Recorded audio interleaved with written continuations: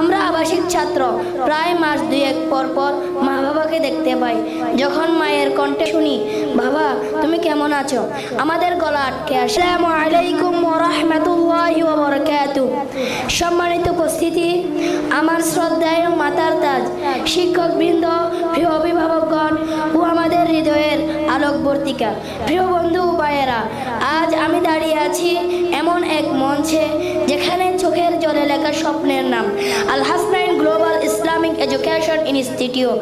আজ আমাদের এই প্রতিষ্ঠানের 1 বছর পূর্ণতা, 1 বছর যেখানে কোরআনের প্রতিটি আয়াত আমাদের বুকের ভিতরে জমেছে, আর প্রতিটি আয়াতের সঙ্গে জড়ানো আমাদের মায়ের চাহনি, বাবার দীর্ঘশ্বাস।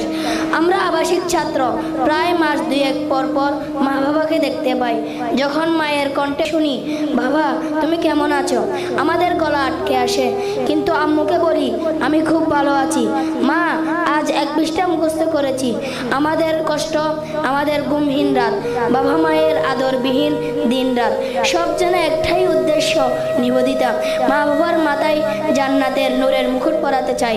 শুধু একটাই উদ্দেশ্য, মা বাবার মুখে হাসি ফোটানো, জান্নাতের নূরের মুকুট পরানো।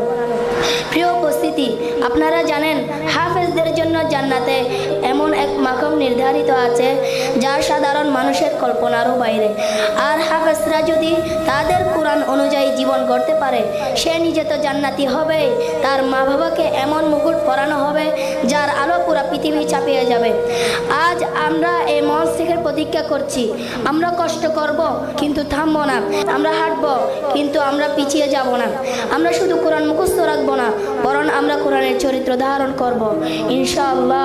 সবশেষে বলছি, আল হাসনাইনের এই আলো চড়ক পুরো পৃথিবীতে। আমাদের হৃদয়ের গভীরে সব সময় যিনি বসবাস করেন, তিনি আমাদের প্রিয় উস্তাদে মুহতারাম হাফেজ মৌলানা ইয়াসিন আরফাত রায়হান সাহেব হুজুর, যিনি আমাদের নিয়ে স্বপ্ন দেখেন, আমাদের জন্য কাঁদেন, আমাদের প্রতিটি বলে যার হৃদয় কেঁপে ওঠে।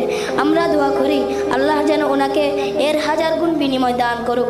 আমিন। জাযাকুমুল্লাহ খাইর। ওয়াসসালামু আলাইকুম ওয়া রাহমাতুল্লাহি ওয়া বারাকাতুহু।